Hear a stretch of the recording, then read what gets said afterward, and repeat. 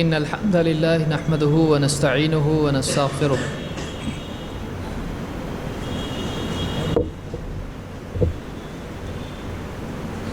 ونعوذ بالله من شرور أنفسنا ومن سيئات أعمالنا من يهده الله فلا مضل له ومن يضلل فلا هادي له وأشهد أن لا إله إلا الله وحده لا شريك له وأشهد أن محمدًا عبده ورسوله أما بعد فإن خير الحديث كتاب الله وخير الهدي هدي محمد صلى الله عليه وسلم وشر الأمور محدثاتها وكل محدثة بدعة وكل بدعة ضلالة وكل ضلالة في النار. قال الله تبارك وتعالى يا أيها الذين آمنوا إذا قمتم إلى الصلاة فاغسلوا وجوهكم وأيديكم إلى المرافق وامسحوا برؤوسكم وأرجلكم إلى الكعبين.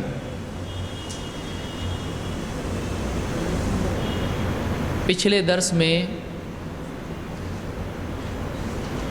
ایک آیت ہم نے دیکھی تھی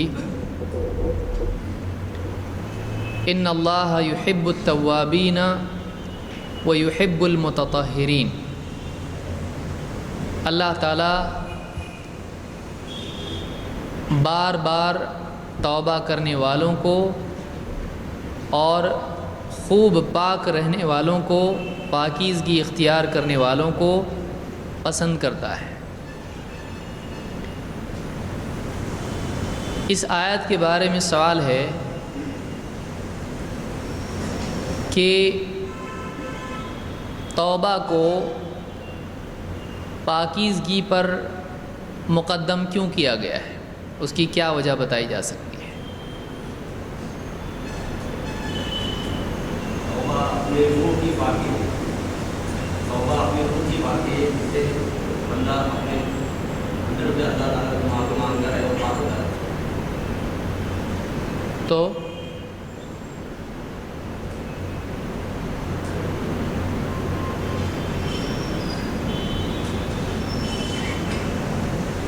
کیا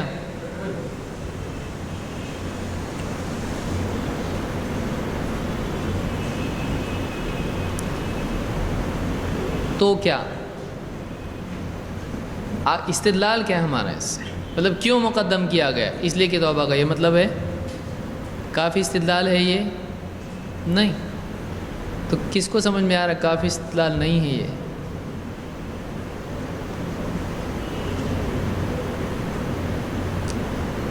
تواب کے معنی کیا ہے؟ پاک کرنے والا، بار بار توبہ کرنے والا. اور متطہر کے معنی بار بار ہے اس میں پاکی اختیار کرنے والا، خوب پاکی اختیار، اچھی طرح سے پاکی، تطہارہ کے لفظ سے بنتا ہے وہ. تو پہلے اللہ نے توابین کو ذکر کیا اور دوسرے متطہرین. تو کیوں ایسا کیا اللہ نے؟ کیا حکمت سمجھ میں آتی ہے؟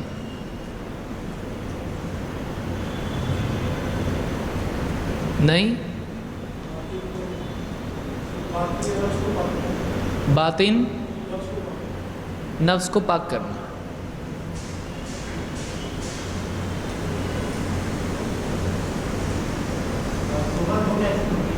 ہاں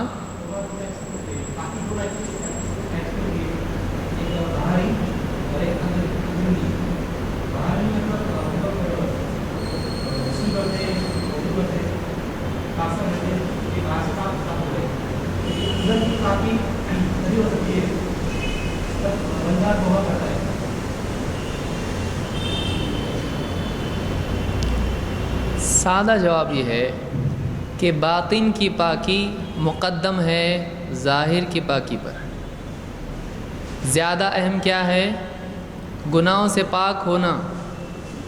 ایک آدمی گناہوں سے اگر پاک نہیں ہوتا ہے تو آدمی جہنم میں جائے گا. تو ایک آدمی اگر وضو کرتا ہے لیکن گناہوں سے پاک نہیں ہوتا ہے تو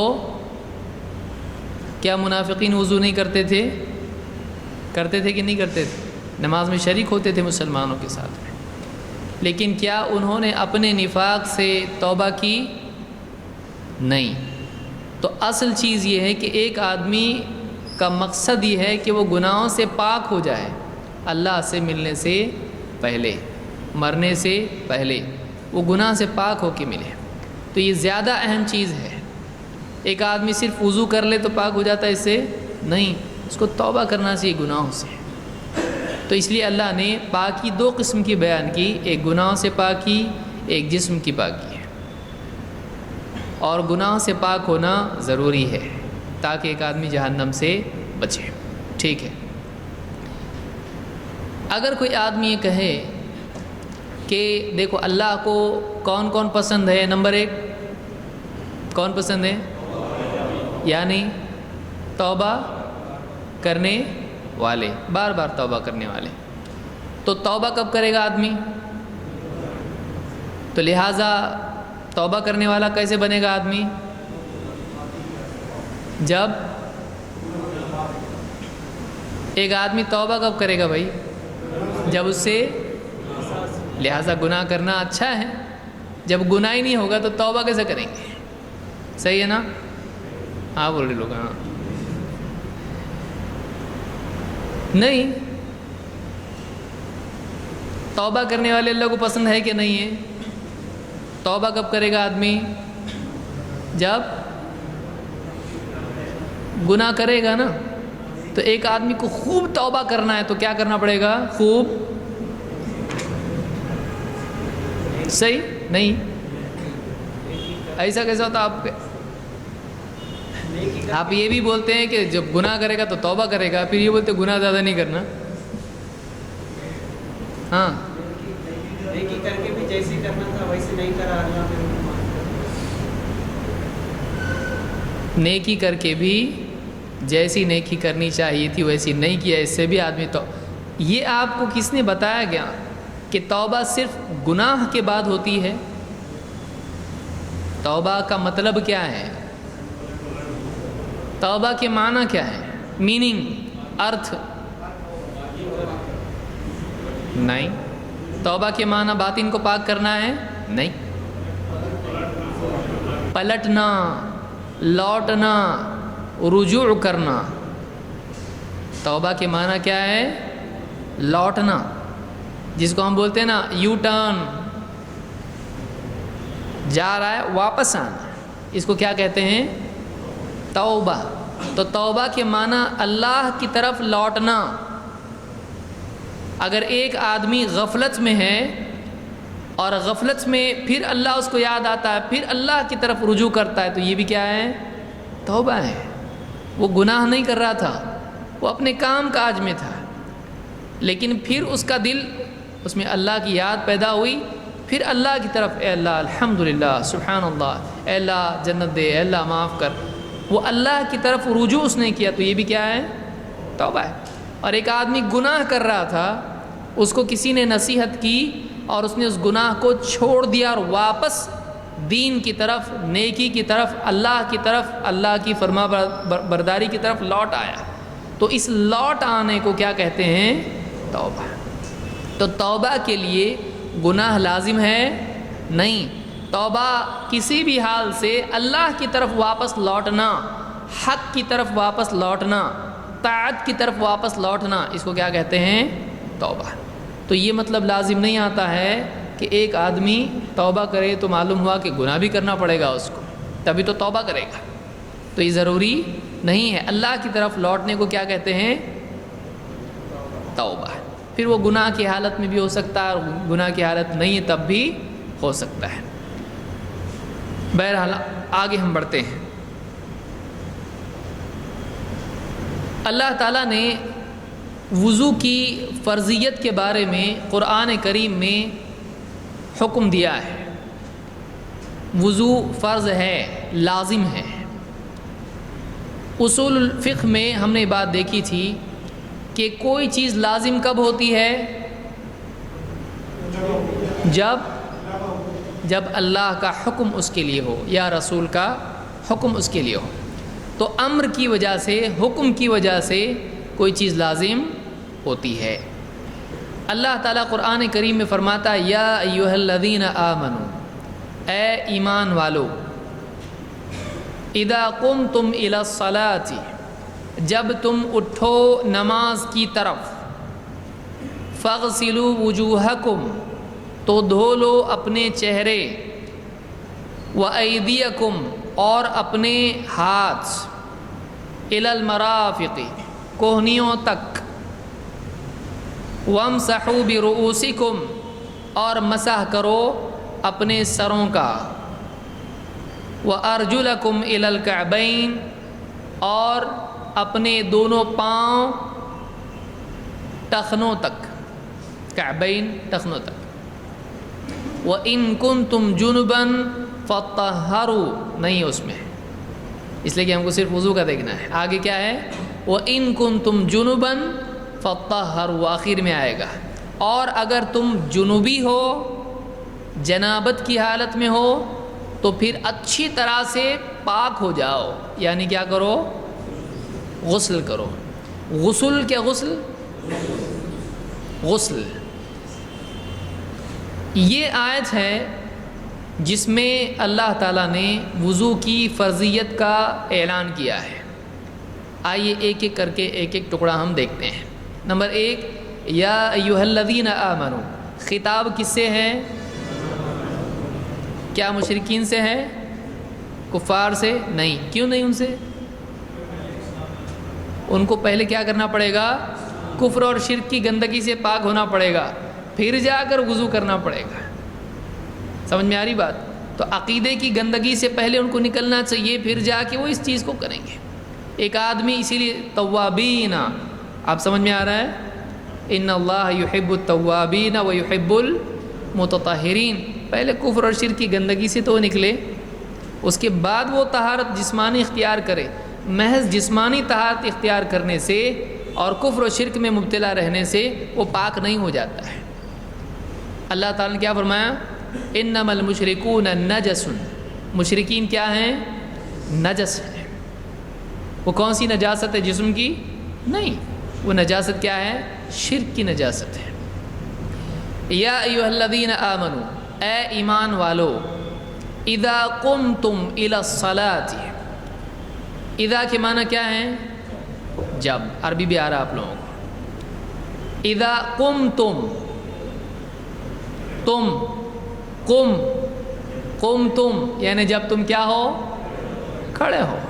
اذا قمتم الی الصلاۃ، نماز کی طرف جب تم کھڑے ہو جاؤ، فاغسلوا وجوہکم، تو دھو اپنے چہروں کو، وایدیکم الی المرافق، اور اپنے ہاتھوں کو کوہنیوں تک۔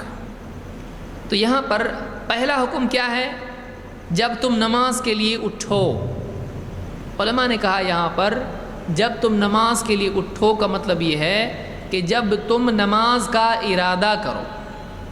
اذا قمتم الی الصلاۃ یعنی اذا اردتم الصلاۃ، جب تم نماز کا ارادہ کرو، نماز کے لیے جب تم اٹھو۔ یہاں پر یہ بات نہیں بتائی گئی ہے کہ جب تم نماز کے لیے اٹھو تو دو حالتیں ہو سکتی ہیں۔ نمبر 1، تم پہلے سے وضو میں ہو، نمبر 2، تمہارا وضو نہیں ہے۔ اللہ نے یہاں پر تفصیل بیان کی نہیں، تو یہاں پر تفصیل اللہ نے چھوڑ دی۔ کس کے حوالے کر دیا اس کو؟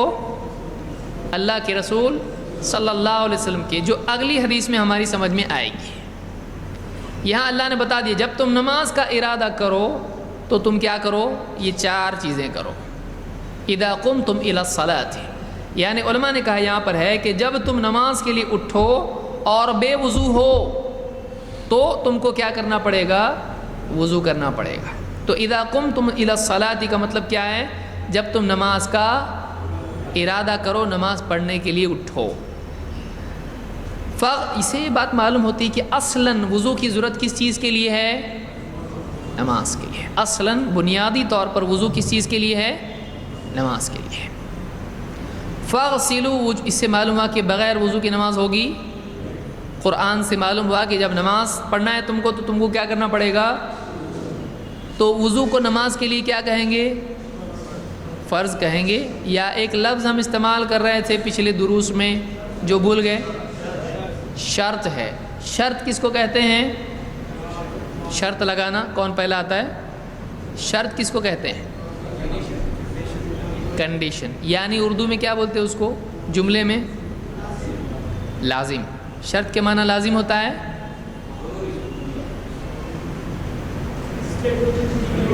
تو لازم اگر ہوتا ہے تو وضو بھی شرط ہے اور نماز بھی شرط ہے. صحیح ہے نا؟ وضو لازم ہے کیا؟ ٹھیک ہے. وضو لازم ہے؟ نہیں ہے؟ لازم ہے نا. اور نماز اور روزہ سب لازم ہے. تو تینوں شرط ہیں. تو شرط لازم کو کہتے ہیں.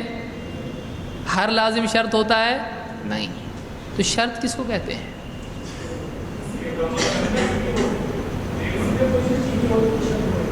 کسی چیز پر کوئی چیز ٹکی ہو کا مطلب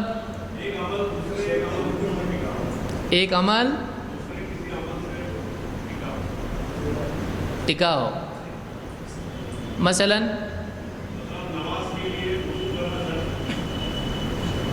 ٹکا ہو کا مطلب کیا ہے؟ ایسا ہاں، اگر یہ چیز پوری نہیں کی گئی تو اس کے بعد والا عمل جو اس سے جڑا ہوا ہے جس کی یہ شرط ہے وہ عمل نہیں ہوگا. سمپل ہے. آپ کو کالج میں ایڈمیشن چاہیے، آپ کو کیا کرنا پڑے گا؟ فارم بھرنا پڑے گا کہ نہیں؟ فارم نہیں بھرا اور آپ جا کے بیٹھ گئے کالج میں، آپ ایڈمیشن ملے گا آپ کو؟ تو اینڈ میں تو کالج میں ہی جانا ہے نا آپ کو. تو پھر فارم بھرنے کی ضرورت کیا ہے؟ آپ چل کے جا سکتے نا. چلتا؟ کچھ لوگ سوچ رہے ہم تو گئے نہیں کبھی، ابھی ایسا بھی جا سکتے کیا؟ شرط کا مطلب ہوتا ہے ایک چیز جب کسی دوسرے عمل کے لیے شرط ہو تو وہ اس کی کنڈیشن ہوتی ہے، جیسا ہم لوگوں نے سنا. یعنی اگر کنڈیشن پوری نہیں کی گئی تو اس کے بعد جڑا ہوا عمل بھی صحیح ہوگا نہیں. جیسے ولی کی اجازت نہیں ہے تو نکاح ہوگا؟ تو ولی کی اجازت پر کیا ٹکا ہوا ہے؟ اسی طرح سے آدمی کا جسم پاک نہ ہو، وہ نماز پڑھے تو نماز ہوگی؟ تو جسم کی پاکی نماز کے لیے کیا ہے؟ شرط ہے. اسی طرح سے وضو نماز کے لیے کیا ہے؟ شرط ہے. بعض لوگوں نے لباس کی پاکی کو شرط کہا ہے، بعض نے نہیں بھی کہا ہے، یہ واجبات میں سے کہا ہے. بہرحال یہ الگ اختلاف ہے. لیکن شرط کس کو کہیں گے؟ کہ ایک چیز اگر کسی چیز کے لیے شرط ہے تو جب تک کہ وہ شرط پوری نہ کی جائے تب تک کہ اس کے بدلے میں اس کے بعد والا عمل صحیح نہیں ہوگا. جیسے اعمال کی قبولیت کے لیے ایمان کیا ہے؟ کیا ہے؟ شرط ہے. اگر ایمان نہیں ہے تو کیا اعمال قبول ہوں گے؟ نہیں. سمجھ میں آیا؟ تو ایمان اعمال کی قبولیت کے لیے شرط ہے. تو نماز کے لیے وضو کیا ہے؟ شرط ہے. تو اللہ نے فرمایا کہ اذا قمتم الی الصلاۃ، جب تم نماز کے لیے اٹھو، کھڑے ہو، نماز کے لیے اٹھو، الی کی طرف، نماز کی طرف تم اٹھو یعنی نماز کے لیے تم ارادہ کرو. فاغسلوا وجوہکم، تو دھو اپنے چہرے. تو پہلا حکم کیا آیا؟ چہرہ دھونا. چہرہ کس کو کہتے ہیں؟ چہرے کو. یہ چہرہ ہوتا ہے یہاں سے لے کے پورا یہاں تک چہرہ ہوتا ہے، تو اس کو چہرہ کہتے ہیں. فاغسلوا وجوہکم وایدیکم الی المرافق. نمبر 1 چہرہ دھونا. نمبر 2 اپنے ہاتھ، دونوں ہاتھ کہاں تک؟ مرفق کے معنی ہوتے ہیں کوہنی.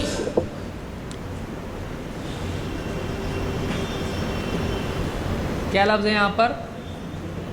مرافق یعنی کوہنی.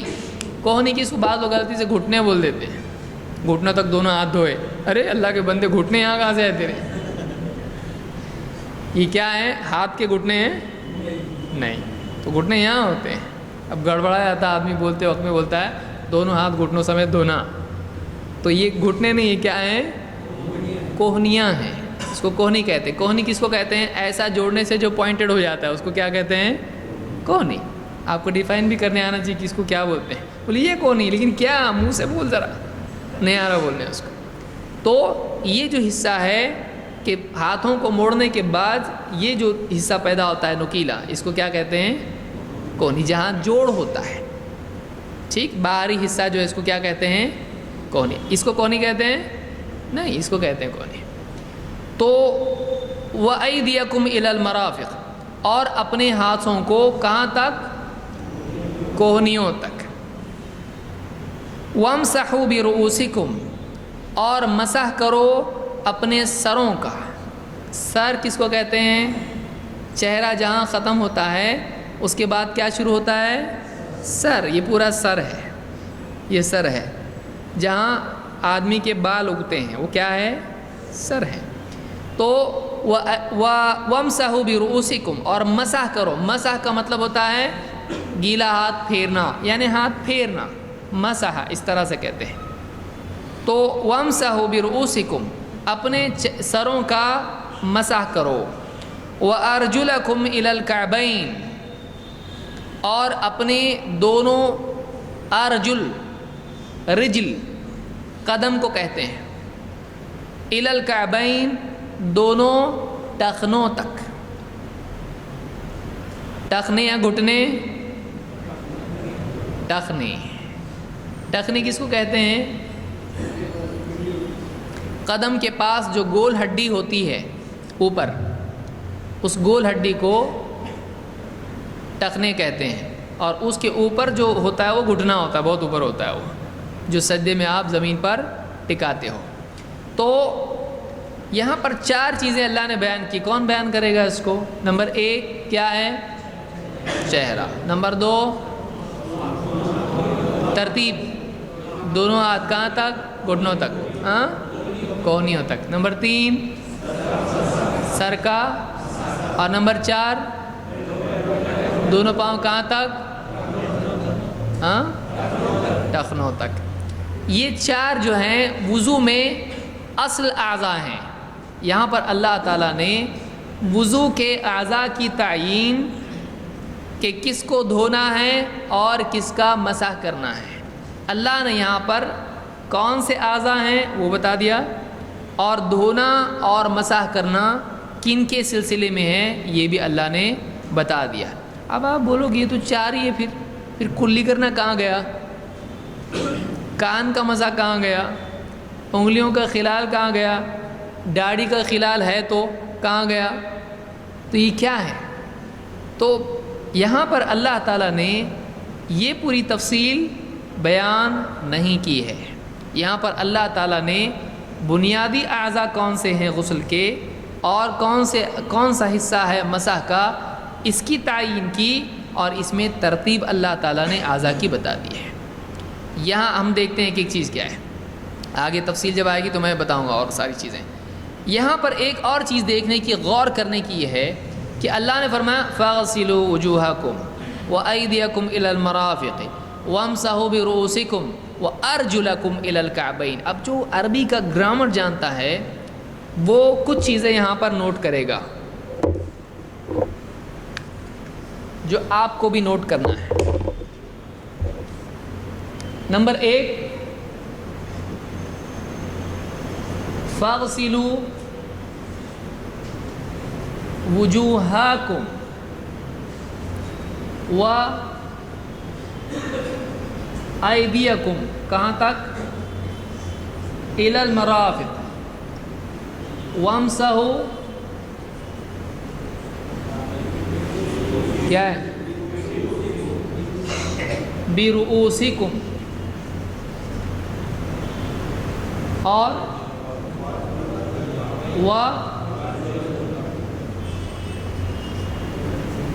وَأَرْجُلَكُمْ إِلَى الْكَعْبَيْنِ. بِرُؤُوسِكُمْ یہاں پر یہ یاد رکھنے کی چیز ہے اور ارجلکم یہاں پر یہ یاد رکھنے کی چیز ہے، ایدیکم یہاں پر یہ یاد رکھنے کی چیز ہے، فاغسلوا وجوہکم یہاں پر یہ یاد رکھنے کی چیز ہے۔ اللہ نے کیا فرمایا؟ اب عربی کا قاعدہ ہے کہ جو انگلش میں جس کو آبجیکٹ ہم کہتے ہیں، کہ مثلا زید نے کتاب لکھی، تو لکھنے والا کون ہے؟ زید۔ اور کیا لکھا اس نے؟ کتاب لکھی اس نے۔ تو اس میں زید ہمیشہ اس پر ضمہ ہوتا ہے، زیدن، لیکن جس چیز کو کیا ہے اس نے، کتاب لکھی ہے، تو کام لکھنے کا ہوا، اور لکھنے کا کام سے کیا چیز وجود میں آئی؟ کتاب۔ یہ مفعول ہوتا ہے، آبجیکٹ جس کو آپ کہتے ہیں، ٹھیک ہے؟ یہ ہمیشہ اس پر زبر لگتا ہے، یا جس کو ہم کیا کہتے ہیں؟ فتحہ۔ جیسے ہم کہیں گے کہ کتب زید کتابا، تو زید نے کتاب لکھی۔ یہاں پر آپ دیکھیں گے کہ اللہ نے یہ جو ترتیب بیان کی ہے، اس میں خاص قاعدہ اللہ نے بیان کیا، اور جس کی وجہ سے ایک بہت اہم حکم شرعی معلوم ہوتا ہے وضو کا۔ کیا ہے؟ ذرا غور سے سنیے اس کو۔ یہاں پہ فرمایا فاغسلوا وجوہکم، دھو کس کو؟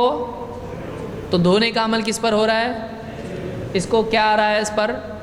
قاعدہ صحیح ہے نا؟ ہے بالکل صحیح ہے۔ مفعول پر کیا لگنا چاہیے؟ فتحہ یا زبر جس کو ہم کہتے ہیں۔ وَأَيْدِيَكُمْ، اور کیا کرو؟ اور یہاں پر دھونے کا عمل ذکر نہیں ہوا، تو ایک بار بولنا کافی ہے کہ نہیں ہے؟ کافی ہے۔ دھو اپنے چہروں کو اور ہاتھوں کو، یا ہر بار بولنا پڑے گا اور دھو چہرے کو اور دھو ہاتھ کو اور دھو، ایسا کرنا پڑے گا؟ یہ رقیق ہے، مطلب اس طرح سے نہیں آتا ہے، بولنے میں زبان میں اچھا نہیں مانا جاتا ہے اس کو۔ تو فَاغْسِلُوا وُجُوهَكُمْ، دھو اپنے چہروں کو اور اپنے ہاتھوں کو، کہاں تک؟ کوہنیوں تک۔ تو یہاں پر بھی دھونے کا عمل ہے، اب دھونے کے تابع ہو گئے۔ فَاغْسِلُوا کا کیا مطلب ہے؟ دھو۔ دھو کے تابع کون ہے؟ نمبر 1 چہرہ، نمبر 2 ہاتھ، کوہنی، ہاتھ، خالی کوہنی دھوئیں گے؟ ہاتھ کوہنیوں تک۔ اور وَامْسَحُوا بِرُؤُوسِكُمْ، اب یہ دھونے کا عمل ہے کہ مسح کا عمل ہے؟ وَامْسَحُوا بِرُؤُوسِكُمْ، بے کی وجہ سے کیا آتا ہے؟ زیر آتا ہے، یا کسرہ جس کو کہتے ہیں۔ جیسے آپ یہ کہتے ہیں بسم اللہ کہتے ہیں، یا بسم اللہ کہتے ہیں، می کیوں لگا یہاں پر؟ با کی وجہ سے۔ اسم اللہ ہے، اسم اللہ کے معنی کیا ہے؟ اللہ کا نام، لیکن بے کی وجہ سے کیا ہو گیا؟ وہ میم کو کیا لگے گا؟ اسم میں زیر۔ تو یہاں پر بھی بے کی وجہ سے کیا ہو جائے گا؟ با کی وجہ سے۔ رؤوسکم، رؤوسکم ہے یہاں پر نہیں ہے، تو وامسحوا، مسح کرو اپنے سروں کا، لیکن پھر واپس آگے جا کے کیا آ رہا ہے؟ وہ ارجلکم، یا ارجلکم ہے؟ ارجلکم ہے، تو زبر کن کو لگ رہا ہے؟ جن کو دھونا ہے، لیکن مسح کرنے والے کے لیے کیا لگ رہا ہے؟ جز کے لیے زیر لگ رہا ہے۔ تو علماء نے بات کہی کہ وضو میں اللہ نے ان اعضاء کی ترتیب کو باقی رکھا، اور اللہ نے نہیں کہا فاغسلوا وجوہکم وایدیکم الی المرافق وارجلکم الی الکعبین وامسحوا برؤوسکم، ایسا نہیں کیا اللہ نے، بلکہ اعضاء کی ترتیب کیا رکھی؟ باقی رکھی۔ چہرہ دھونا، پھر ہاتھ دھونا، پھر سر کا مسح کرنا، پھر پاؤں دھونا، اس ترتیب کو باقی رکھا۔ اور یہ کیا ہے؟ ارجلکم اس کے تابع ہے۔ کس کے تابع ہے وہ؟ واغسلوا، فاغسلوا یہ غسل کرنے کے تابع ہے، اور یہاں پر صرف ایک جز ہے، ایک حصہ ہے جس پر کیا کیا جائے گا؟ مسح کیا گا۔ اگر اس کو ایسا پڑھتا ہے آدمی، دیکھیے قرآن کی پڑھنے کے لیے اگر کوئی ایسا اس کو پڑھتا ہے وَامْسَحُوا بِرُؤُوسِكُمْ وَأَرْجُلِكُمْ إِلَى الْكَعْبَيْنِ، اب کیا ہو جائے گا؟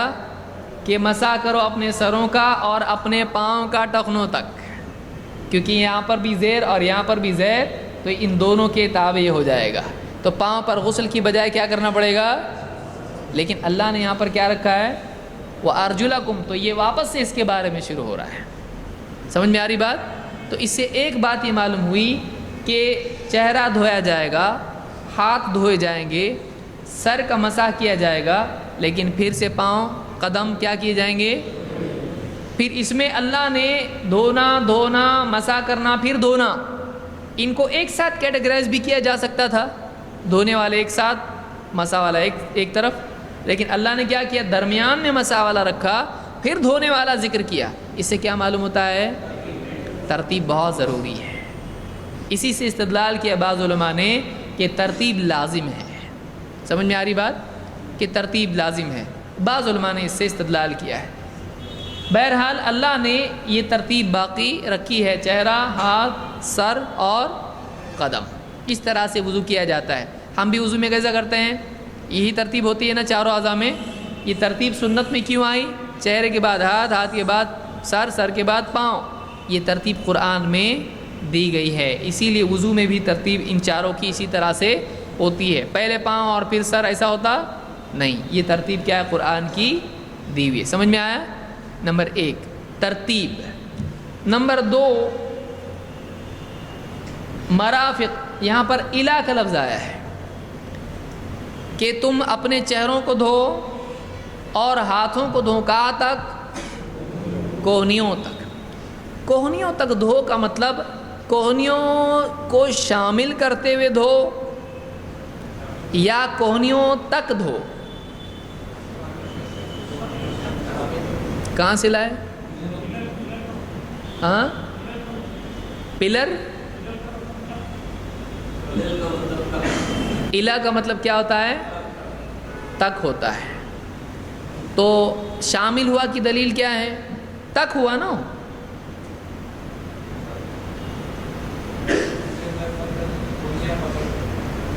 پکڑ کے ہیں تو کیسا پکڑے آپ اس کو؟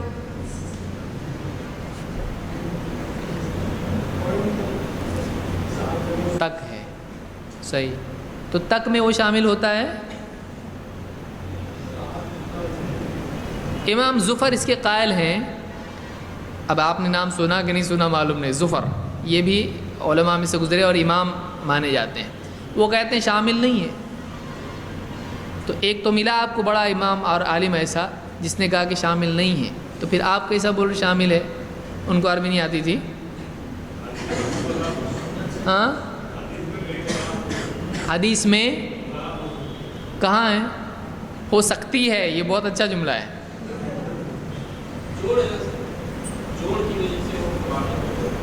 جوڑ کی وجہ سے، تو کوہنی کا جوڑ ایک الگ چیز ہوئی، خود کوہنی ہے نا، یہاں پہ جوڑ نہیں کوہنی کا۔ یہاں پر کوہنی کا جوڑ لفظ ہے یا کوہنی ہے؟ تو پھر جوڑ کا مسئلہ ہی ختم ہو گیا یہاں پر۔ تو کوہنی تک، تو کوہنی آئے گی کہ نہیں اس میں؟ یہ تو اپنا وضو خراب کرنے پر تلے ہوئے ہیں۔ صحیح مسلم کی حدیث میں ہے کہ ابو ہریرہ رضی اللہ تعالیٰ نے وضو کیا اور پورا یہاں تک ہاتھ دھویا اور کہا میں نے اللہ کے نبی صلی اللہ علیہ وسلم کو ایسا کرتے دیکھا ہے۔ لہٰذا معلوم ہوا کہ آپ صلی اللہ علیہ وسلم نے کوہنی کو شامل کر کے وضو کر کے بتایا کہ اس طرح سے وضو ہوتا ہے۔ تو صحیح قول اس میں یہی ہے کہ کوہنی دھونے میں کیا ہوگی؟ شامل یا داخل ہوگی۔ تو یہاں پر الی المرافق، الی المرافق، مرافق تک، یعنی کوہنی تک سے مراد کوہنی شامل کر کے، کوہنی اس میں داخل ہے۔ اللہ کے نبی صلی اللہ علیہ وسلم مسجد حرام سے کہاں تک گئے؟ تو اندر گئے کہ نہیں گئے؟ تو مسجد اقصیٰ تک گئے نا، کیا اندر نہیں گئے؟ باہر ہی رکے مسجد اقصیٰ تک۔ تو وہ شامل تھی کہ نہیں سفر میں؟ مسجد اقصیٰ تھی نا، ہاں۔ تو الا جو ہوتا ہے اس میں وہ شامل بھی ہو سکتا ہے اور نہیں بھی ہو سکتا ہے، قرینے سے معلوم ہوتا ہے کہ شامل ہے یا نہیں ہے۔ جیسے ہم کہیں گے اس نقطے سے اس نقطے تک، لائن کس کو کہتے ہیں؟ ایک ڈاٹ سے دوسرے ڈاٹ تک کا ڈسٹنس ہوتا ہے نا، فاصلہ اس کو کہتے ہیں۔ تو کیا وہ ڈاٹ انکلوڈڈ ہوتا ہے کہ نہیں؟ سمجھ میں آ رہا ہے؟ ایک ڈسٹنس کس کو کہتے ہیں؟ ایک نقطے سے دوسرے نقطے تک کا کیا ہوتا ہے؟ وہ فاصلہ، لائن اس کو بولتے ہیں، یا جو بھی بولتے ہیں اس کو سیگمنٹ بولتے ہیں۔ تو اس میں وہ پوائنٹ انکلوڈڈ ہوتا ہے کہ نہیں؟ یہاں سے یہاں تک، تو وہ بعض اوقات انکلوڈیڈ ہوتا ہے، شامل ہوتا ہے، بعض اوقات نہیں بھی ہوتا ہے. سمجھ میں آیا؟ تو ایسی کئی مثالیں اور بھی دی جا سکتی ہیں. تو کبھی شامل ہوتا ہے کبھی نہیں ہوتا ہے، تو حدیث سے معلوم ہوتا ہے کہ وہ شامل ہے. کون سی کتاب میں؟ وہ صحیح مسلم میں ہے. اور اللہ نے فرمایا وَامْسَحُوا بِرُؤُوسِكُمْ، تو معلوم ہے کہ سروں کو دھونا ہے. سروں کا کیا کرنا ہے؟ یعنی ہاتھ بھگو کر سر پر سے پھیرنا ہے، اس کو مسح کہتے ہیں. اور وَأَرْجُلَكُمْ إِلَى الْكَعْبَيْنِ، اور کعبین تک یعنی کعبین کے ساتھ. روایت میں ابو ہریرہ نے اوپر تک دھویا اس کو، اور کہا کہ یعنی کاف تک جس کو کہیں گے آپ، پنڈلی تک دھویا، اور کہا کہ میں نے دیکھا اللہ کے نبی صلی اللہ علیہ وسلم نے ایسا وضو کیا. تو اس سے معلوم ہوا کہ کعبین کیا اس کے اندر ٹخنے شامل ہیں یا نہیں؟ شامل ہیں. سمجھ میں آیا؟ تو راجح قول کے مطابق کوہنیاں اور ٹخنے وضو میں شامل ہیں کہ نہیں ہیں؟ شامل ہیں. تو اس سے وضو کے 4 اعضاء بنیادی طور پر کیا ہے معلوم ہوئے؟ چہرہ، دونوں ہاتھ، اور سر، اور پاؤں یا قدم جس کو آپ کہیں گے، دونوں. تو یہ وضو کے اعضاء ہیں. اب آگے آئیے، اس سے ایک چیز یہ معلوم ہوئی کہ نماز کے لیے وضو کیا ہے؟ شرط ہے، لازم ہے. اللہ کے رسول سورہ المائدہ کی آیت نمبر 6، بخاری اور مسلم کی حدیث میں اللہ کے نبی صلی اللہ علیہ وسلم فرماتے ہیں لا يقبل اللہ صلاة احدکم اذا احدث حتى يتوضأ.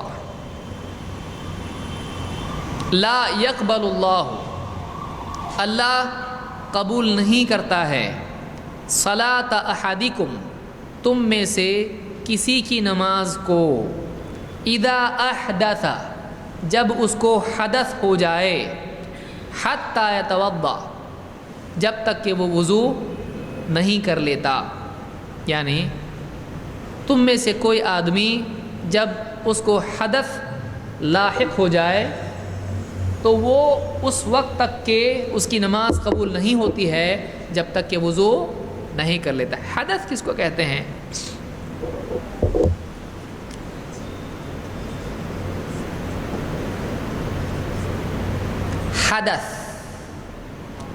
حدث اس حالت کو کہتے ہیں جس میں آدمی نماز نہیں پڑھ سکتا ہے. مثلا ہوا نکل جانا، پیشاب پاخانہ کرنا، اور اسی طرح سے جنابت کی حالت ہونا، بیوی سے صحبت کرنا وغیرہ. وہ حالتیں جن میں ایک آدمی نماز نہیں پڑھ سکتا ہے، اس کی حالت تبدیل ہو جانا. عام طور سے آدمی یعنی نماز کی حالت میں ہو، اس حالت سے اگر وہ بدل جائے تو اس کو کیا کہتے ہیں؟ حدث. حدث یاد رہے گا. تو اس میں بعض حالتوں میں وضو کافی ہوتا ہے اور بعض حالتوں میں وضو کافی نہیں ہوتا ہے. کیا کرنا پڑتا ہے؟ غسل کرنا پڑتا ہے. مثلا ایک آدمی پیشاب کر کے آئے تو اب نماز پڑھنے کے لیے کیا کرنا پڑے گا؟ وضو. اور ایک آدمی اگر بیوی سے صحبت کر لے اس کے بعد اب نماز پڑھنے کے لیے کیا کرنا پڑے گا؟ تو یہ دونوں حالتیں کیا ہیں؟ پیشاب کرنے کے بعد کی حالت اور بیوی سے صحبت کے بعد کی حالت. اس حالت کو کیا کہیں گے؟ حدث. سمجھ میں آیا؟ حدث. تو اللہ کے نبی صلی اللہ علیہ وسلم فرماتے ہیں تم میں سے جب کسی کو حدث کی حالت لاحق ہو جائے تو اللہ تعالیٰ اس کی نماز اس وقت تک کے قبول نہیں کرتا جب تک کہ وہ وضو نہ کر لے. تو یہاں پر حدث سے مراد عام حدث ہے نہیں، کیونکہ قرآن کی آیت جو پچھلی ہم نے پڑھی اللہ نے کیا فرمایا؟ وَإِن كُنتُمْ جُنُبًا.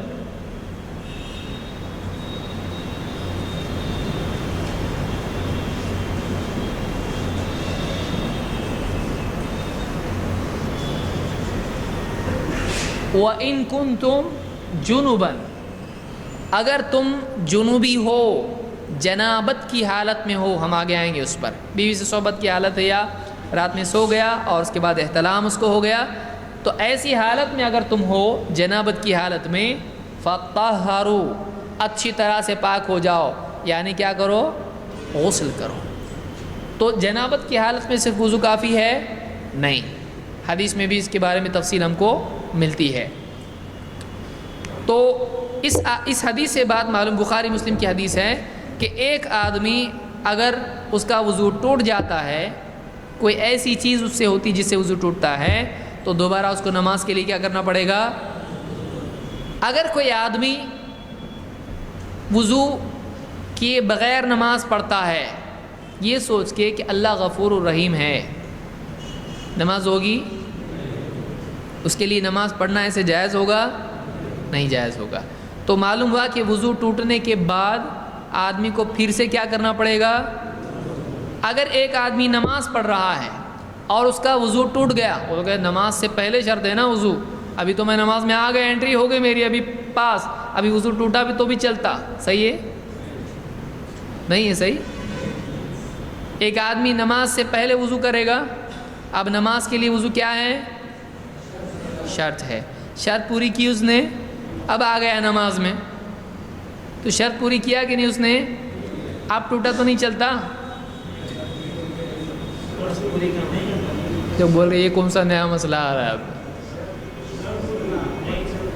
کب تک نماز میں وضو رہنا چاہیے؟ پوری نماز ختم ہونے تک۔ کب ختم ہوتی نماز؟ السلام علیکم تک۔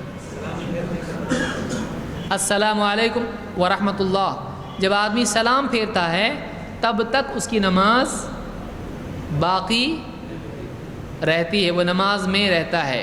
بعض لوگوں نے مسئلہ لکھا ہے کہ آخر میں جب بیٹھ جائے اور ہوا نکال دے اس کی نماز ہو جاتی ہے، تو اس طرح کے بیہودہ مسئلے لوگوں نے ذکر کیے ہیں، تو اس طرح کی چیز نہیں۔ ہمارے نزدیک نماز کب تک ہوتی؟ جب تک کہ آدمی سلام نہیں پھیرتا اس کی نماز باقی ہے۔ اب اگر اس حالت میں اس کا وضو ٹوٹ جاتا ہے تو اس کو کیا کرنا پڑے گا؟ وہ یہ نہیں کہہ سکتا میں پہلے کر کے آیا تھا نا، اب نماز میں انٹری کے بعد پھر سے وضو کیوں چاہیے؟ وضو تو نماز کے پہلے ہے۔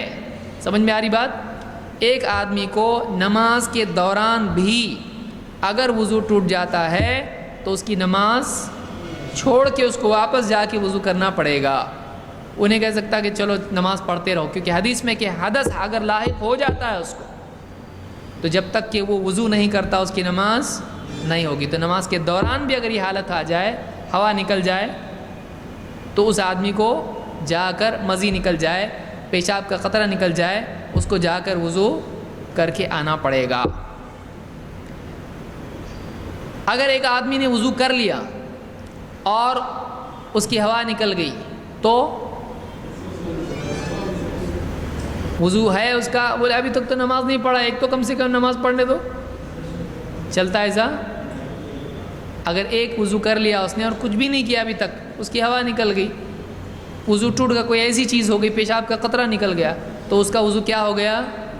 ٹوٹ گیا، اس کو پھر سے وضو کرنا پڑے گا۔ اگر وہ اسی حالت میں نماز پڑھتا ہے تو اس کی نماز صحیح ہوگی؟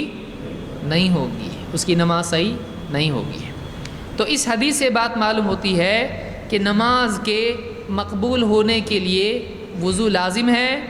اگر اس کو وضو کرنے کے بعد حدث ہو جاتا ہے تو پھر سے وضو دہرانا پڑے گا، چاہے نماز سے پہلے ہو یا نماز میں ہو۔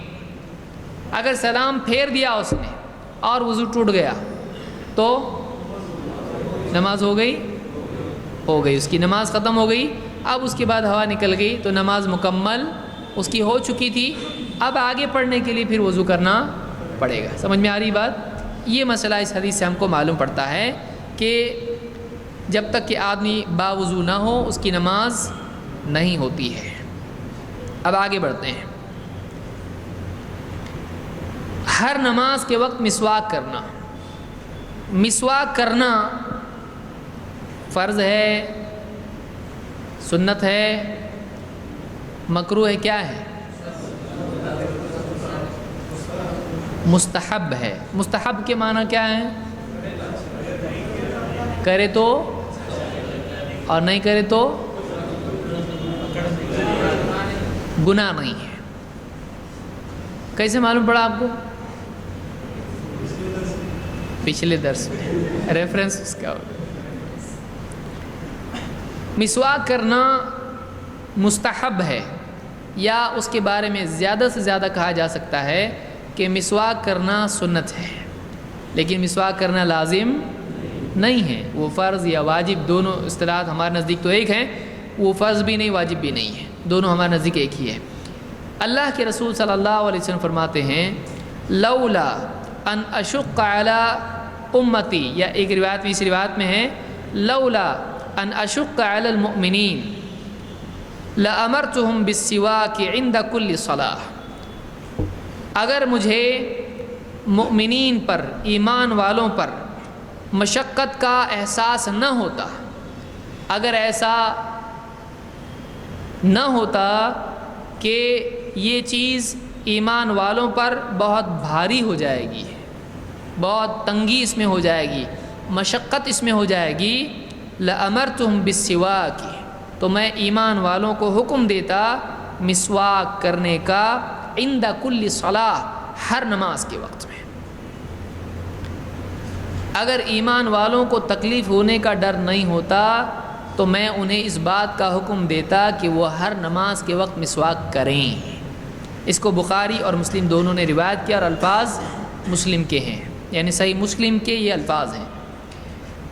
تو اس حدیث سے کیا بات معلوم ہوئی؟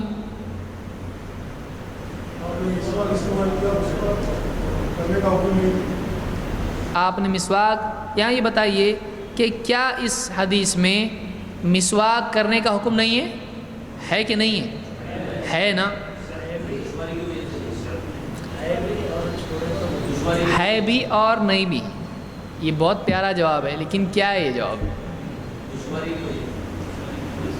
میں کس وجہ سے نہیں پوچھ رہا ہوں، میں یہ پوچھ رہا ہوں کہ حکم ہے کہ نہیں ہے نا؟ حکم نہیں ہے اس میں کرنے کا، عمل ہے لیکن حکم نہیں ہے. کس لفظ سے معلوم ہوا آپ کو کہ حکم نہیں ہے؟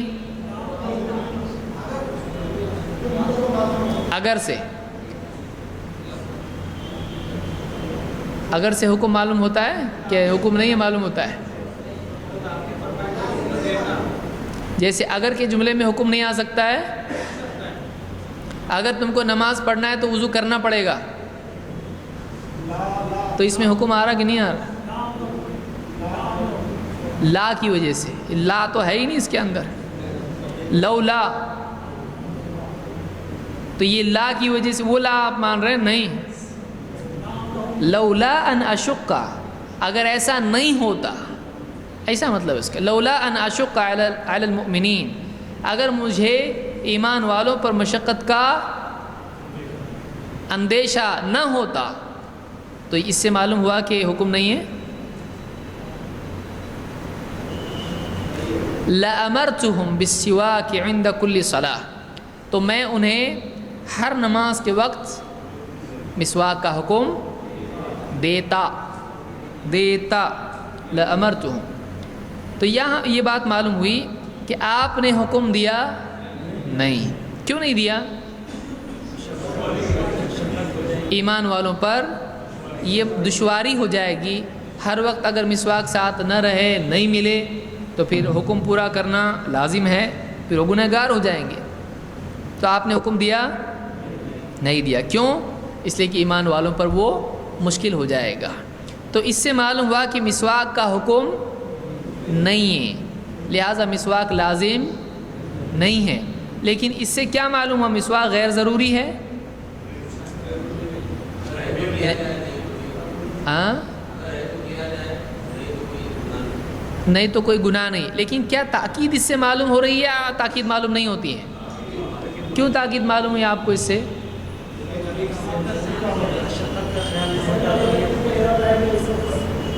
یعنی آپ چاہتے تھے کہ حکم دیں یا نہیں، لیکن حکم دیا آپ نے، کیوں نہیں دیا؟ مشقت ہو جائے گی. یعنی آپ کو پسند تھا کہ آپ اس کا کیا دیں؟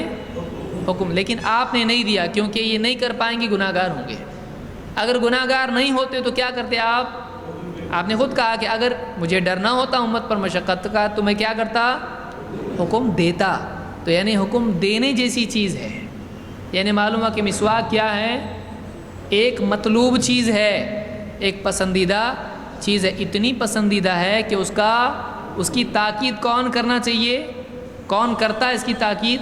اللہ کے نبی صلی اللہ علیہ وسلم. تو یہ چیز کیا ہوئی؟ ایک اچھی چیز معلوم ہوئی مسواک. کوئی آدمی اس سے استدلال کرے حکم نہیں دی اس لیے ضروری نہیں ہے، تو اس آدمی کو حدیث سمجھ میں آئی نہیں. آپ کہہ رہے ہیں کہ اگر تکلیف کا ڈر نہیں ہوتا تو حکم دے دیتا، میں تکلیف کے ڈر کی وجہ سے میں حکم نہیں دے رہا ہوں، ورنہ دے دیتا حکم. یعنی آپ کو یہ چیز اتنی پسند تھی کہ آپ اس کا حکم دے دیتے ہیں. دوسری بات اس سے معلوم ہوئی کہ آپ صلی اللہ علیہ وسلم نے اس کا حکم نہیں دیا کیونکہ تکلیف ہو جائے گی. تکلیف کیا ہوگی؟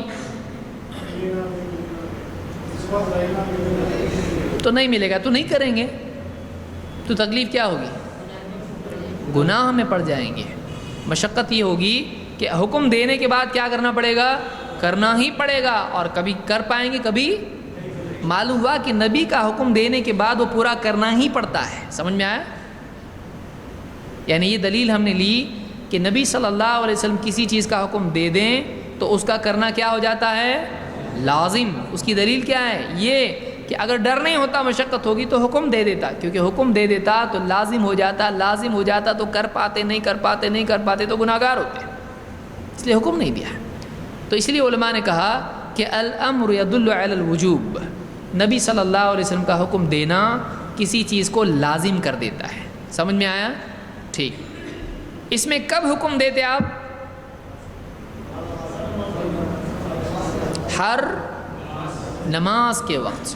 تو ایک آدمی کے لیے مسواک اصلاً اس میں کہاں مطلوب ہے؟ بعد میں یا پہلے؟ عند کل صلاۃ، نماز کے وقت، یعنی نماز سے پہلے. نماز سے پہلے مسواک. اب مان لیجئے ایک آدمی باوضو گھر سے آیا ہے، کیا وہ مسواک کر کے ڈائریکٹلی نماز پڑھ سکتا ہے؟ گھر سے آیا ہو وضو کر کے، باوضو اس کا وضو ٹوٹا نہیں. یا مثلا کسی نے عصر میں نماز پڑھ لی وضو کر کے اور مسجد میں بیٹھا ہے ذکر کرتے کرتے کرتے، اور وقت کون سا ہوا؟ اب کیا وہ مغرب کے لیے صرف مسواک کر سکتا ہے؟ کر سکتا ہے. گردنیں رک جاتی ہے ایسا پوچھے تو کر سکتا ہے، کیونکہ حدیث میں کیا الفاظ ہیں؟ عند کل صلاۃ. اسی لیے ایک صحابی تھے غالباً عبداللہ ابن زید یا کوئی دوسرے صحابی تھے، وہ نماز کے وقت میں جب کھڑے ہوتے تو فوراً مسواک کر لیا کرتے تھے. اب وہ مسواک یہاں کے جیسے نہیں ہوتے تھے ایک دم، وہ باری باری. آپ دیکھیں عرب میں جو مسواک ہوتی ہے خوشبودار بھی ہوتی ہے اور چھوٹی مسواک ہوتی ہے کہ اس کو اس طرح سے مسواک کر کے فوراً دائیں ہاتھ سے مسواک کرتے تھے. تو مسواک نماز سے پہلے کر لیتے تھے اگرچہ وضو نہیں کیا ہے. تو معلوم ہے کہ مسواک نماز سے پہلے بھی کی جا سکتی ہے، چاہے وضو کرے یا نہ کرے. یعنی با وضو ہوگا اور آدمی کو نماز پڑھنا ہے تو بھی آدمی مسواک کر سکتا ہے. اس کو کس نے روایت کیا ہے؟ بخاری اور مسلم نے. مسواک جو عود کی لکڑی ہوتی ہے یا اراک کی لکڑی ہوتی ہے، یہ دو لکڑیاں آتی ہیں اس سے کرتے ہیں. داتون جس کو ہمارے بولتے ہیں، تو دوسری بھی لکڑیاں کر سکتے ہیں. ایسی لکڑی نہیں جسے پورے ہو چھل جائیں پورے، جس کو مطلب باریک ریشے جس میں ہوتے ہیں اور جس میں کوئی تکلیف نہیں ہوتی ہے، تو ایسی لکڑی سے کرتے ہیں. عام طور سے وہ یعنی عرب میں پائی جاتی ہے عود اور اراک کی لکڑی، اس سے وہ لوگ کرتے ہیں. تو یہ لکڑی ہوتی ہے، اس سے مسواک کرنا چاہیے. کیا وضو سے پہلے مسواک ہے اور ہر نماز کے پہلے یا ہر وضو کے پہلے مسواک ہے؟ ہاں. اگر ایک آدمی بار بار وضو کرے، مثلا ایک آدمی نے وضو کیا، مسواک کی اور وضو کیا، اس کے بعد وضو ٹوٹ گیا اس کا، پھر سے اگر وہ واپس آتا ہے، چاہے وہ نماز پڑھا ہو یا نہیں ہو، واپس آ کے وضو کرتا ہے، کیا ایک مرتبہ مسواک کرنا کافی ہے یا ہر وضو کے وقت مسواک کرے گا؟ ہر وضو کے وقت وہ مسواک کر سکتا ہے، بلکہ کیا ہے؟ مستحب ہے. اس کی دلیل کیا ہے؟ آئیے دیکھتے ہیں. ابن عباس رضی اللہ تعالیٰ فرماتے ہیں انہ بات عند النبی صلی اللہ علیہ وسلم ذات لیلۃ، کہ وہ ایک رات اللہ کے نبی صلی اللہ علیہ وسلم کے پاس ٹھہرے. ایک رات انہوں نے اللہ کے نبی صلی اللہ علیہ وسلم کے ہاں گزاری. باتا کا مطلب کیا ہوتا ہے؟ رات گزارنا.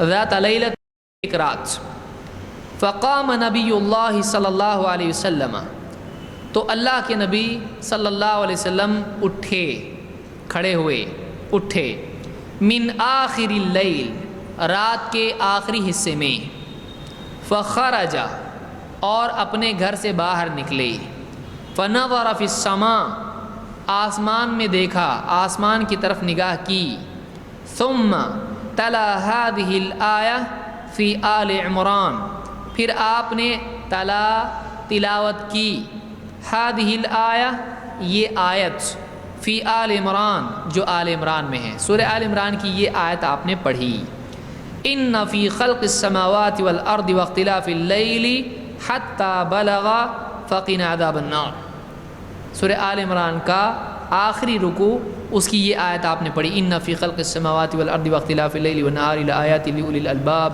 الذین یذکرون اللہ قیاما وقعودا وعلی جنوبہم ویتفکرون فی خلق السماوات والارض ربنا ما خلقت هذا باطلا سبحانک فقنا عذاب النار، یہاں تک آپ نے پڑھا اس کو۔ ثم رجع الی البیت، پھر آپ واپس لوٹے گھر کی طرف، فتسوک وتوضا، پھر آپ نے مسواک کی اور آپ نے وضو کیا۔ ترتیب کیا ہے؟ مسواک اور، تو آدمی پہلے مسواک کرے گا اور اس کے بعد پھر پورا، تو مسواک کی جگہ کہاں ہے وضو میں؟ سمجھ میں آیا ترتیب؟ مسواک کرے گا پھر کیا کرے گا؟ وضو کرے گا۔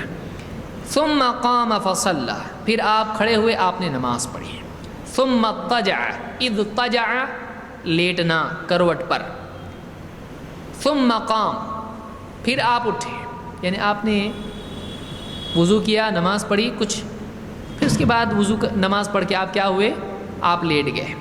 ثم قام، پھر اسی رات میں آپ واپس اٹھے، فخرج، پھر گھر سے باہر نکلے، فنظر الی السماء، پھر آسمان کی طرف دیکھا، اور فتلا هذه الآیہ، پھر یہی آیتیں واپس سے پڑھی، ان فی خلق السماوات والارض۔ ثم رجع، پھر لوٹے، فتسوک فتوضا، پھر مسواک کیا، پھر وضو کیا۔ ثم قام فصلی، پھر کھڑے ہوئے اور نماز پڑھی۔ اس کو امام مسلم نے روایت کیا، اور اسی کے قریب کے الفاظ امام البخاری کی روایت میں بھی ہیں۔ اس سے کیا بات معلوم ہوئی؟ نمبر ایک، اللہ کے نبی صلی اللہ علیہ وسلم رات میں نماز کے لیے اٹھے، آپ اپنے کمرے سے باہر نکلے، آسمان کی طرف دیکھ کر آپ نے آیات پڑھی۔ کون سی آیت پڑھی؟ آل عمران کی۔ پھر آپ واپس لوٹے، آپ نے وضو کیا، آپ نے کیا کیا؟ پہلے مسواک کیا، پھر وضو کیا، پھر آ کے کیا ہوا؟ پھر نماز پڑھی۔ تو معلوم ہوا کہ وضو سے پہلے کیا ہے؟ مسواک ہے۔ پھر اس کے بعد آپ کیا؟ لیٹ گئے، پھر اس کے بعد اٹھے، پھر باہر گئے، پھر آیات پڑھی، پھر واپس لوٹے، پھر مسواک کیا، پھر وضو کیا، پھر نماز پڑھی، پھر اس کے بعد آگے روایت صحابی نے ذکر کی ہے۔ اس میں کیا کیا باتیں سامنے آتی ہیں؟ نمبر ایک، دیکھیں گے کیا سمجھ میں آیا آپ لوگوں کو۔ نمبر ایک، وضو سے پہلے مسواک کرنا چاہیے، کس کا عمل ہے؟ اللہ کے نبی صلی اللہ علیہ وسلم کا۔ دوسری بات اور کیا معلوم ہوا؟ رات کے آخری حصے میں تہجد پڑھنا سنت ہے۔ کیا صحابی کیا کریں؟ من آخر اللیل، رات کے آخری حصے میں۔ تو افضل کیا ہے تہجد کا وقت؟ آخری حصہ۔ پھر اللہ کی مخلوق میں تفکر و تدبر کرنا چاہیے، آسمان و زمین کی بناوٹ میں۔ اور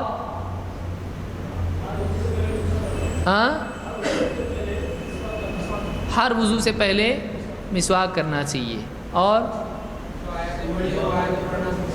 جو آیتیں پڑھی وہ آیتیں پڑھنا سنت ہے۔ اور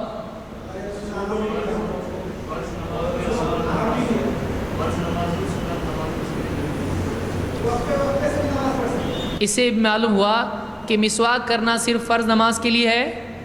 یہ کون سی نماز تھی؟ اس کے لیے بھی مسواک ہے۔ سمجھ میں آئے؟ اور وقفے وقفے سے، یعنی یہ کہہ سکتے ہیں کہ ایک آدمی تہجد میں تفریق کر سکتا ہے، یعنی اٹھا تو پڑھ کے پوری سونا ایسا ہے نہیں ہے، بلکہ تھوڑی پڑھ کے پھر لیٹ کے پھر اٹھ کے بچی ہوئی نماز پڑھ سکتا ہے، اور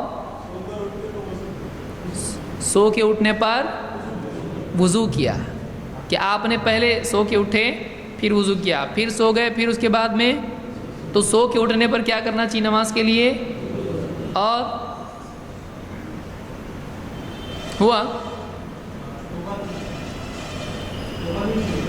توبہ کہاں ہے؟ تو توبہ ہے یا تلاوت ہے؟ اس میں لفظ کیا ہے؟ تلا ہذہ الآیہ، آپ نے تلاوت کی، تو یہاں توبہ اس میں ہے نہیں، توبہ کا ذکر نہیں ہے، توبہ والی آیات آپ نے پڑھی ہے۔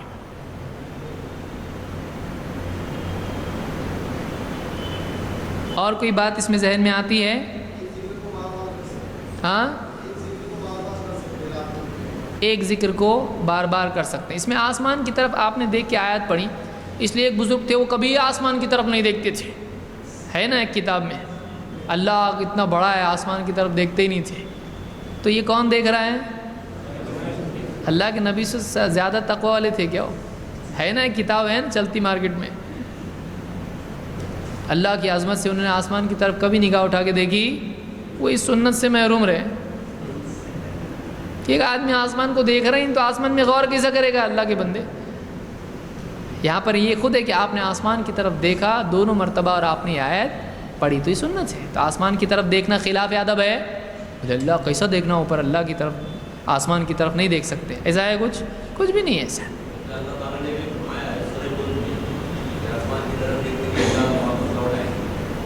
ہاں مطلب کئی جگہوں پر، یہاں پر خود ہے کہ فنظر فی السماء، اور اس میں یتفکرون فی خلق السماوات والارض، یا اسی طرح سے سورہ ملک وغیرہ میں بھی ہے۔ اور قرآن بنا وضو کے قرآن کی تلاوت بھی کر سکتے ہیں، کیونکہ آپ نیند سے اٹھے اور باہر آ کر آپ نے کیا کیا؟ قرآن کی آیات پڑھی، اس کے بعد جا کے آپ نے کیا کیا؟ وضو کیا۔ تو قرآن کی آیات پڑھنے کے لیے وضو لازم ہے، آپ نے بغیر وضو کے قرآن کی آیات پڑھی۔ اور بھی اس میں کئی باتیں ایک آدمی بتا سکتا ہے۔ صحابی یہ بچے تھے، رات میں اسی لیے ٹھہرے تھے کہ دیکھیں نماز کیسی پڑھتے ہیں، اور انہوں نے یہ قصہ بیان کیا، اس کے بعد اور حصہ بھی ہے اس کا حدیث کا۔ تو یہ ساری باتیں ہم کو اس حدیث سے معلوم ہوئی، جس میں سے اصل استدلال ہمارا کیا ہے؟ ہر وضو کے وقت میں آپ نے مسواک کیا، تو معلوم ہوا کہ مسواک جب بھی آدمی وضو کرے، ایک رات میں کئی مرتبہ اگر وضو کرتا ہے تو اس کو کئی مرتبہ مسواک کرنا بہتر ہے، یہ مستحب ہے۔ اور مسواک وضو کے پہلے کے بعد میں، وضو کے پہلے کرنا چاہیے، پھر اس کے بعد وضو شروع کرنا چاہیے، ٹھیک ہے؟ تو یہ باتیں کچھ اس حدیث سے ہم نے سیکھی انشاءاللہ، اور باتیں جو اس میں ہیں وہ ہم آگے کے درس میں دیکھیں گے۔ ہاں بہت سارے لوگ، اب اس میں وہ نہیں ہے، وہ سب پھر آئے گا پاؤں دھونا کیسا، انگلی کا خلال کیسا، داڑھی کا خلال کیسا، کیا ہے، گردن کا خلال، گردن کا مسح سنت سے ثابت نہیں ہے۔ نہیں، اس میں اختلاف ہے، لیکن راجح قول یہ کہ نہیں چھو سکتے، بغیر وضو کے نہیں چھو سکتے، الا ہے کہ کسی کا کوئی مرض ہو، مجبوری ہو، بار بار ٹوٹتا ہو وضو اس کا۔ اگر موبائل پر پڑھ رہا ہے، اس کی اسکرین کو ٹچ نہیں کرنا چاہیے، کیونکہ کورنگ میں ہوتا ہے، تو اسکرین کو ٹچ نہیں کرنا چاہیے اس کی، ٹھیک ہے؟ سبحان اللہ، سبحان اللہ۔